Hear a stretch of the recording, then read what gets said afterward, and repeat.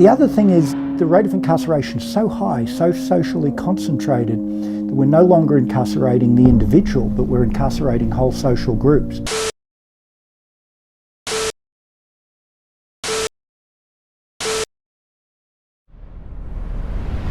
Welcome everybody, welcome. Another episode, the Wheat and White Bread Podcast. Wheat and White Bread Podcast. I'm Wheat Bread. That's my boy White Bread. What to do, White Bread? We're back for another episode. Man, we got a spicy day for we're y'all. We're gonna touch on this more than just once. All right? Yeah, this is not just a one podcast topic. This is we're gonna go through what I see, my point of view on this. My boy Wheat Bread over there has a very first-hand perspective on this. We're going to talk about the prison system, the incarceration rates that we have in this country, the effect that it has on it. It is a disparaging effect that it has on Black communities, the Black family unit. We're gonna talk about it all, and we're gonna talk about what is some legislation that's being passed to try to help this. We're going to run all through it quick. Not quick, but we're going to touch on a lot of topics quickly. Okay?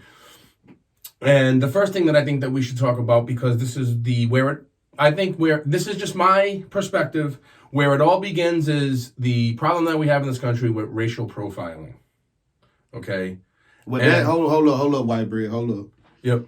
Now, racial profiling plays a big role, but I think the problem initially begins with the way a person is automatically taught, because racism is taught in the home. And if you're dealing with a lot of cops who have some of those bits of foundation a part of their makeup. Okay, so what I will say is that I don't have all the stats, but like I said, this is going to be something that we touch on, and I'm sure I have a stat from one state, right, where it's 23 times more likely that a Black male is going to receive a life sentence for a nonviolent crime. They stay in the hood looking for us, don't they, man? Than a white person. 23 times more likely to receive a life sentence for a nonviolent crime. Nobody in this country should be serving a life sentence for a nonviolent crime.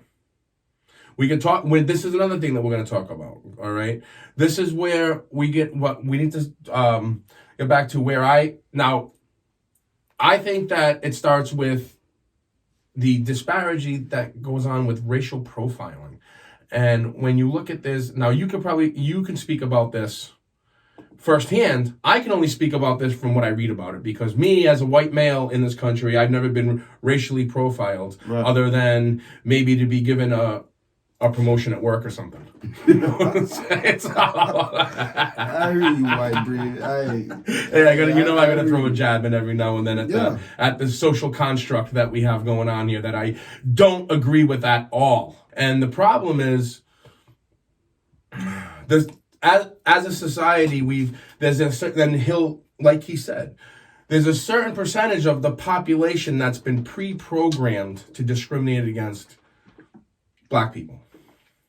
We have this stereotypical view of a Black person as just being a thug, a criminal, a threat, a drug addict. They're going to steal something. They're up to no good. They can't do anything right. And that's I'm not exaggerating there. That's just what I think you're being fair about it. Go ahead with it, White That's Bread. the typical, stereotypical, what is a Black male? Well, I'm going to dive into this. He's aggressive. Yep. He's looking to start trouble. What else? If you don't ever try to stick up for yourself. What? If you try to stick up for yourself, automatically you uppity. You're aggressive. Whereas if I'm sticking up for myself, I'm just independent. I'm sticking up for my rights. I know my rights and I'm an informed citizen. But if you were having the same conversation, you would be hostile. I would say, a lot of where the line gets drawn is when you Black, you don't have the complexion for the connection. I mean, that comes without saying. I mean, because that's the same way we can see, case in point, the one that we spoke about, Mr.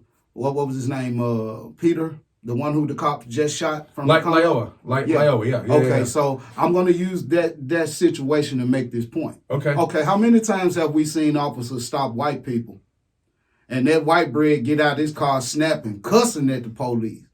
A bruh get out his car, man, he tried to get choke slammed. Get your ass back in the car. Get your, all of a sudden, the same thing that goes for one don't go for the next. But I watched a video the other day where I'm going to bring this up. There was a white cop stop somebody on the side of the road. Man, this is crazy.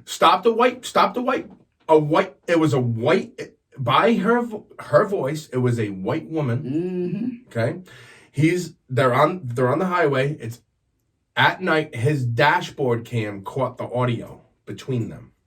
Hey, have you read the way that, and see, this is another thing. I'm glad you got this pulled up. He has a page pulled up, and I just so happen glance down, and it says perceptions of racial profiling by black police officers. I just want to read the first statement.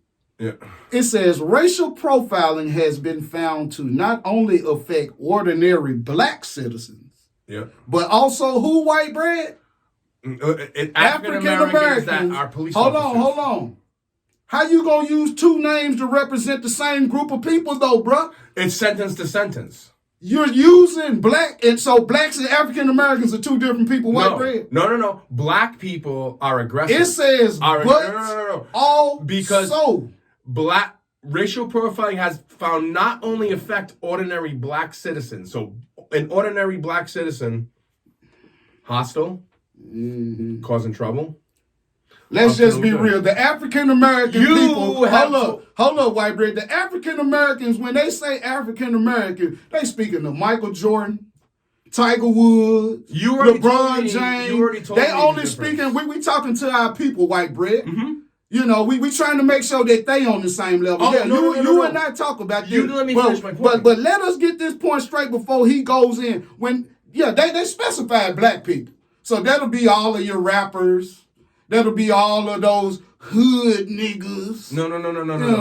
That's what okay. No. Well, that I don't think that's what they mean here. I think what they. But see, you can't sit here and speak for them the same way. I can't. I can only speak because this is a sensitive point to me. Oh, I know. Because I know that a lot, not all cops. Now, let me set this on the record. Not all cops are bad. We need the police, man. Listen, we need the police, but we need the right police. There's a 20 to 30% factor of bad in everything. Mm-hmm. All right, and that doesn't stop at policing. Okay, not everybody should be a police officer. Just True like that. Not everyone should be a doctor. Just like not everyone should be a parent. True that. Okay, not everybody is the same. Right. Okay, not everybody. And then we're also gonna touch on this. All right, later come on, so I can get my point in, white bread. Come on. Well, you kind of cut me off, but I was talking about this video that I saw. This white cop talking to a white woman. He stopped her on the side of the road. Okay, and his dash cam caught the audio, and the woman had her hands up, but she wanted to call somebody, and the cop said, "Well, your phone is right there, in your lap. You can just use that." And she said, well, I'm really nervous about putting my hands down because I've seen a lot of videos of police officers shooting people. And she didn't want to get shot. When you put your hands down in your lap. Right. And the cop looked at her and said, you're not black. We only kill black people. We only kill black people, baby. We only kill black people, baby. Listen. You hear me? I know what you're talking about. You know what I'm talking about, right? We only shoot them niggas, man. Shit. Let's keep it real. All right, so this is the Wheat and White Bread, y'all. I mean, Wheat and White Bread, you know what I'm saying? If you like what you're getting, hit that subscribe button, y'all. Okay, because, all right, now. Come on, white racial profiling leads to a very high disparate.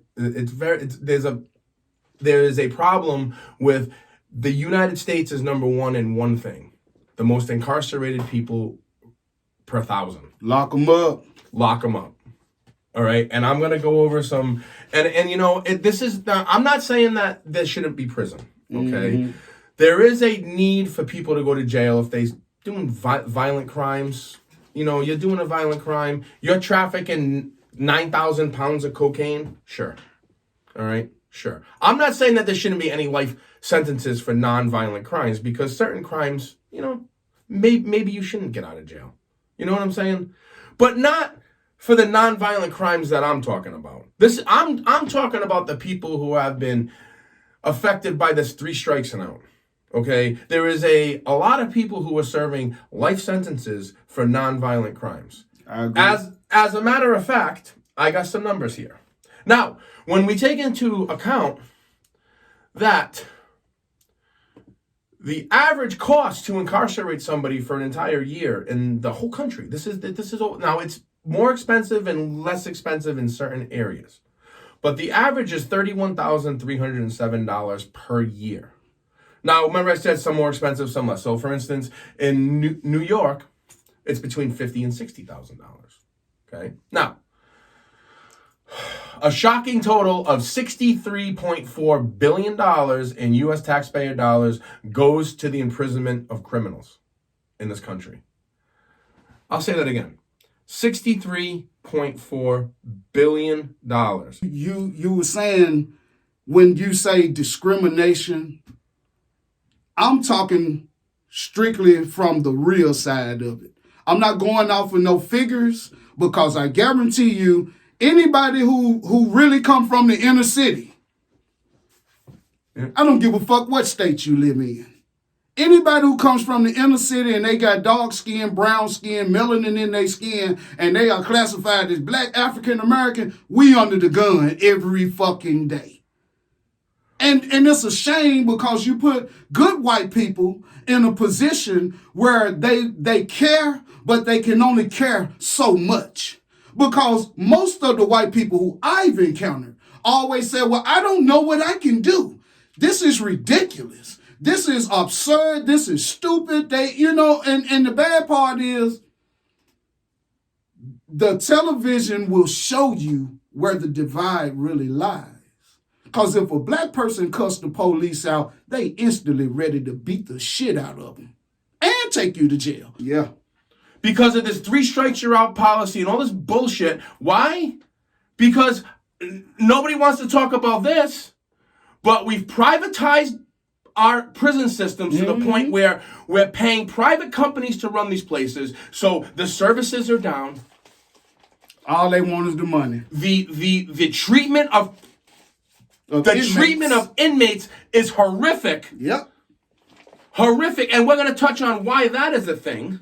Because they actually did an experiment on this. To piggyback with you right quick, yep. Y'all would be surprised if White Bread was to pull up the list of the people who really own some of these prisons. Some of your people and our people who we really admire, like Bob Barker and Michael Jordan. All of these people. They've invested into the prison. It's big business. It's big business. $63 billion a year in taxpayer dollars. Then you wonder how somebody became a billionaire, huh? Ooh. $63 billion a year funneled into the prison system to incarcerate people. Now, like I said, I agree with incarcerating violent crimes. I agree with incarcerating hardened